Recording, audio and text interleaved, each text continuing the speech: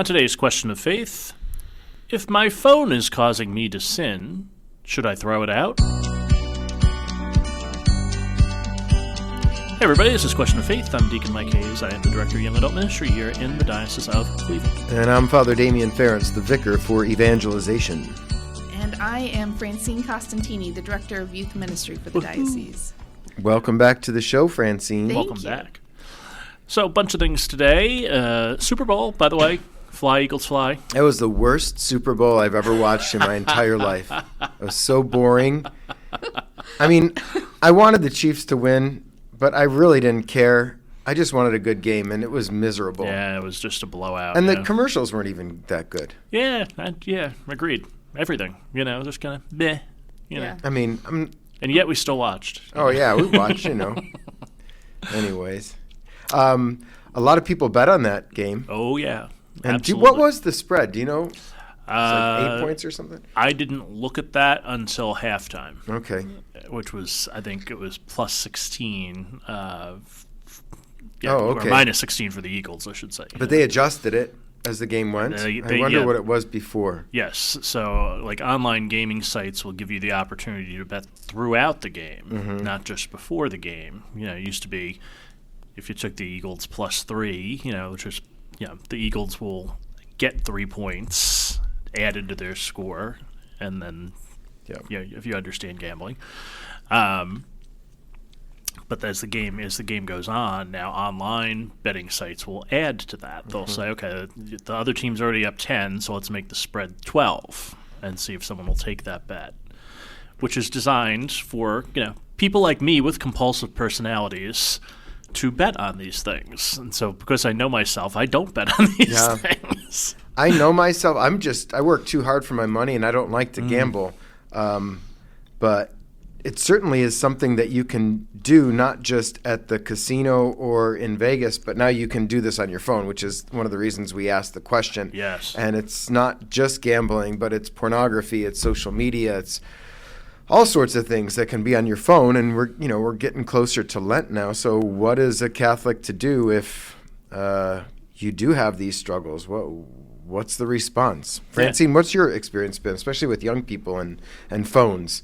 Well, with phones, if you just look at, you can just Google it, and you'll find a million different sites that will have charts that will show the advent of the smartphone, not just the cell phone, but the smartphone, and the increase in sales of the smartphone and the increase in mental health disorders in young people. Like it's you can overlay those two lines, and they're identical. I know the break in generation from Generation Z to what's called the Alpha generation is 2012. And 2012 was the year that over half of Americans had a smartphone.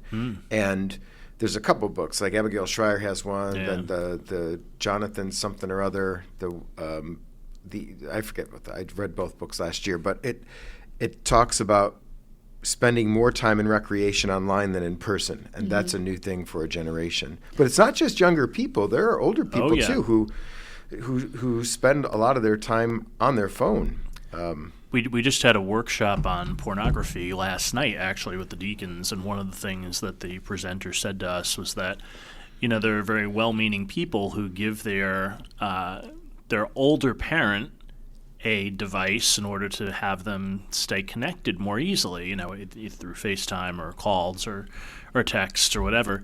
And then they get curious after they start to learn to use the phone, and they're becoming now the highest rate of people who are addicted to pornography, online gambling, social media as well. Especially if you are older and a widow and you're lonely, right. Then you're finding connection there. Yes. And it used to be the case that if you wanted pornography, you had to work for it. You had to go to the seedy part of town and find a magazine somewhere. Yep. Now, you can be – I talked to some priests who were at that conference yesterday. They said the age that young people are first coming across pornography is 6 or 7 on their phone now. So and that's the average. That's the average. That means some people are doing that younger than that. Yeah. Right. Because a lot of the porn sites will target younger audiences by having keywords that children would look for, lead them in a different direction. Yeah. Yeah. So it's not that the young people are going out looking for it. It's looking for them. It's looking for them. Yeah. It's targeting them. And then once they find them, they have ways of keeping them there, in terms of pornography. So it will widen the arousal template is one of the things that Dr. Carnes, who's one of the experts in this area, said in The Shadows of the Net is his book. Where you start to look at different images that you never saw before, and you didn't realize that was something that would attract you. And you're like, "Oh, never knew that." Yeah. And so now you keep going down that road, and you only want you can find videos that will only show you the things that you want to see, as opposed to going to get a magazine where you might not see anything. Yeah. That you're attracted to. So it has the ability to keep you coming back more easily. Well, and then isn't it true, too, that the stuff you look at can get weirder and weirder? Yeah, that's right. And then you have young men in their 20s who are struggling with erectile dysfunction because they're looking at all sorts of images that no human being has ever had the capacity to see all at once. And now to be with one woman monogamously married can be very difficult for you. So what do? Do you throw your phone out? Do we say, okay, this is enough, we have to get rid of all phones? Obviously, we can't do that, but there's got to be some way that we can limit our intake and increase our time in the real world with real people, living in a chaste, loving way where we're not objectifying folks and simply getting dopamine hits all day. So what are some ways to do that? I think the family meal. I think the family meal is so essential. Even if the family is two people, or even if the family is one person. I mean, how many of us have, we have lunch by ourselves and we're on our phone while we're doom scrolling through lunch. But keeping the phone away from meals and keeping the phone out of bed. Not scrolling on the phone at night. If you are lying in your bed is for sleeping or reading or marital activities, but not phone. True, say it. That's exactly right. Yeah, that's right. And I think when we bring the phone everywhere, it becomes like I used to travel a lot. I still travel quite a bit for work sometimes, and for family. And the airports are very different now than they were when I was younger and I would travel. You would meet interesting people in the airport. You would just even look at interesting people. You would see interesting dress. You would see interesting things, and you would people watch at the airport and meet interesting people. On the planes, you would have conversations with folks, and now everyone has their headphones on and is looking at a screen, and nobody is interacting with anyone else. You're speaking in hyperbole, because not nobody, but I would say this. Here's my way. Here's my way to find interesting people in the airport. Find someone who's reading a book. Because those are the people because I read a lot, and I love reading in airports and on the plane. And if you find someone who's got a book, that'll be an interesting person for you to talk to. And it's also, it's like, hey, here's an indication that I'm interested in having a conversation. If I'm interested in reading a book, I'll have a conversation with you. So, and I say this knowing the first thing I do when I get on that plane is I put my AirPods in. I want quiet, and so I actually don't even have music on often. It's just the noise canceling. But it also indicates that I'm not open for conversation. Yeah, you're literally putting plugs in your ears so that other people don't make their way into your ear. Yeah. Now there can be the occasional traveler who's annoying as all get out, but sometimes, I've had great conversations on planes too. But sometimes I want to read and don't want to talk to someone. So right, yeah, there's that, right? Yeah, we all have different things. Yeah, and some people just want the world to go away on a plane, too, or if there's a baby crying, it's another.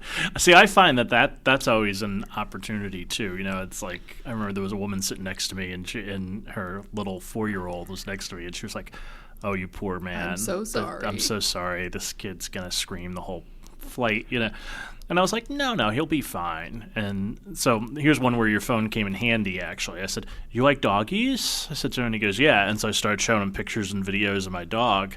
And he just drifted off to sleep after about 10 seconds. I was the hero for the day. But, at the same time, I was, I felt bad. I was like, okay, this is, I was ready to put the headphones in. I was like, oh, don't worry, I got my headphones. He's not going to bother me. But, I took an opportunity instead to make a friend with Cool. this woman.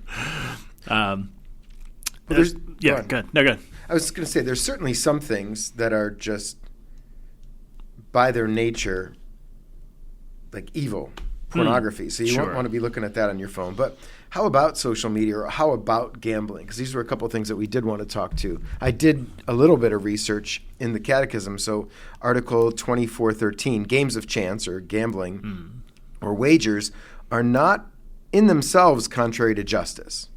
So that's good. Right.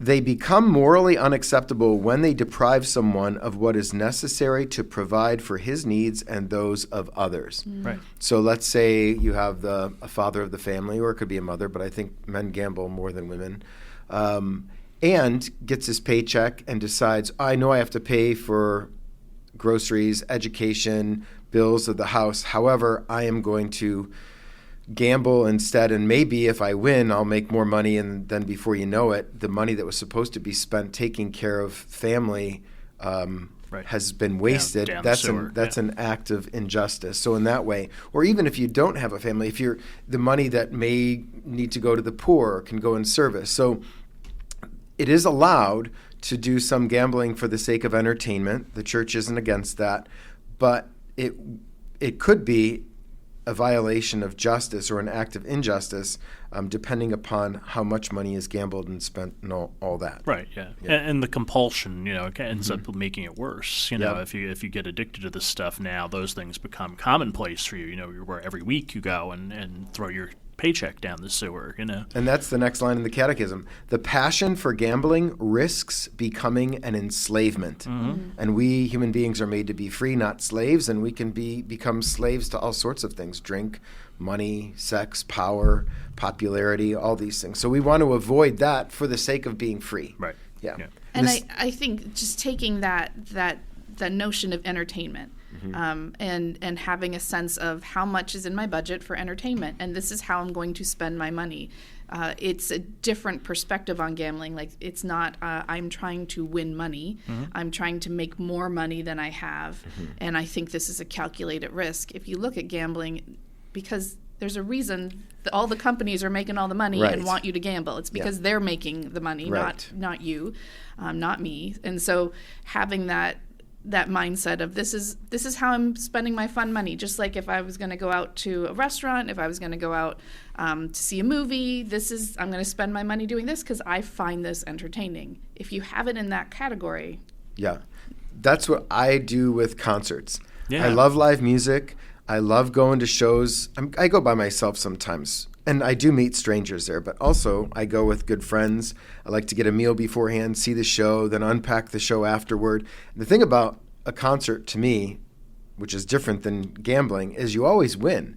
Because you know what you're going to see your favorite artist, and then at the end, you think it's over. No, they come out and play more songs for you, and you're like, yeah, winning. So, yeah, it's in moderation. You know, we're getting back to virtue here. Exactly. I mean, so I know a little bit about gambling. So I enjoy playing blackjack. Okay, and I enjoy occasionally making a wager on a sporting event, maybe. But in general, I would say, now this is just going to a casino. We'll add the online element to this in a second, Okay. right?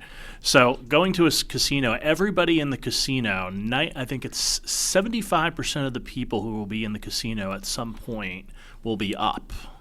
So that's 3 out of 4 people will win and be ahead on the money that they've gambled, right? But 90% of those people give it back to the casino. So the casino, for every $100 that someone wins, the casino makes $105 off of somebody else. That's just a statistic that we can't argue with, right? It's just the way it is. But for me, so I'll tell a story about myself, which will be embarrassing, and it'll be fine, right? It might help somebody. So my friend decided that for his bachelor party, all he wanted to do was go to Atlantic City and go gambling. So I went to him, and I didn't know how to play blackjack. I didn't know anything else. We have a friend who's actually a professional gambler. He's actually on the tour, right? And so he taught me how to play blackjack. I'll never forgive him because now I'm stuck with this, right? And so I sit down and I lose $100 within 20 minutes, right? But now I think I know how to play. but it cost me $100 to learn. So I go to the ATM machine, I get another $100 out, and I sit down. And I played for about 2 hours before I lost that $100. But now I really know how to play, right? So I go back and get $200. So I got to win the $200 back, right? I kid you not, I sat at that table all night and did not know what time it was until my friends came back the next morning and they see me sitting at the blackjack table like, hit, like half asleep, and they're like, and they look down and they see that I've won a good deal of my money back at this point, right? And it's because I got lucky. It's not any skill here. And they said, have you been here all night? I was like, I don't know, what time is it? They're like 9 a.m. I'm like, yeah, maybe it's time to go. And they're like, yeah. And so I know my own compulsions, right? That could be really dangerous. So like, we could see you losing your house. Like, stop this. And that's intentional too, isn't it? That there are no windows in No casinos clocks. and no clocks, and they pump oxygen in to keep you alert. That's right. Yeah, that's the point. Exactly. I've been down to Jack because they have food in there late night when all the other restaurants are closed, so you can go in there and buy food. But that's a Cleveland casino for those listening out of town. Yeah. But now add an online element to this. Now you're by yourself. You don't have your friends watching you. Like if I go to the casino now, I set a limit on what I'm going to spend, and I take my wife with me so that she puts a limit on what you spend. Yeah, pretty much, right? You know. And what I'll do is if I win any money, I just hand it to her. So now I'm not giving it back. I just take the winnings and I hand it to her and keep playing with their money now. So Marion's chips. Yes, these are Marion's, and they don't go anywhere else. And so that's worked out nicely. But and you can put limits on your online gambling. Like if you're on, I'll just take DraftKings as an example. You could say I don't want to spend more than $25 a week, and you can like set that limit on there. But you're the one controlling that. Yeah, it's your credit card that's there, and then you're like, I'm going to go up, and then you have a drink, and you're like, more. So so like the companies will say, oh, we're promoting responsible gambling by setting these limits. Like, yeah, but the person's controlling it. Right. Well, it's just like me with my Instagram limits. I have setting for Instagram that limits my intake for the day, and yet I can hit 15 more minutes or ignore for the day, and it's very easy. Yeah. Well, when they run commercials for alcohol on TV or gambling, they always say, if you have a gambling problem, do this, or if you have an alcohol. So, but those folks who are having the problem, it's very difficult not to do it. So some people can do things in moderation and others can't. Well, and everybody thinks they're the exception to the rule, right? No, I can handle it is a sign you probably can't. Right. I've mentioned it before on this show. I'll go on, if I do a novena, I'll go on a fast. So just hard 9 days without any Instagram. That makes the entry back in helpful because, I'm doom scrolling or looking at reels or sending Garrus like 20 reels in 30 minutes. The other thing, too, with gambling, I think that we forget is unlike drugs or alcohol, gambling does, you can't stop a lot easier with gambling. People don't stop unless they run out of money. Yeah, rock bottom is out of money. Right. Like people don't hit a wall the way they overdose on drugs dangerously. Right. Obviously, but gambling they kind of keep going until they have run out of 5 credit cards. And sometimes all those addictions come together because you ran out of money. Then you hit the drugs to numb yourself, and or you hit the alcohol, and before you know it, it gets out of hand. Oh, and a stat for the Super Bowl. I don't know if you know this. So let me ask it as a question. What do you think the Super Bowl is the single highest day for? Sex trafficking and prostitution. In the city that it's in, that is actually, I believe, true for the most part. But it was something else that I was thinking of. Do you know? Yeah. Domestic violence. It's the highest single day of domestic violence incidents in the calendar year almost every year. In the U.S. Wow. Yeah, you think about it. You lost a ton of money. You're in a high testosterone kind of environment. You're probably drinking if you're at a Super Bowl party. All those things fuel. Yeah, I also know that the highest percentage of domestic violence is between non-married partners. Yeah, that's right. It's also interesting. Also interesting, yeah. So gambling could become an opportunity for sin if it gets out of control.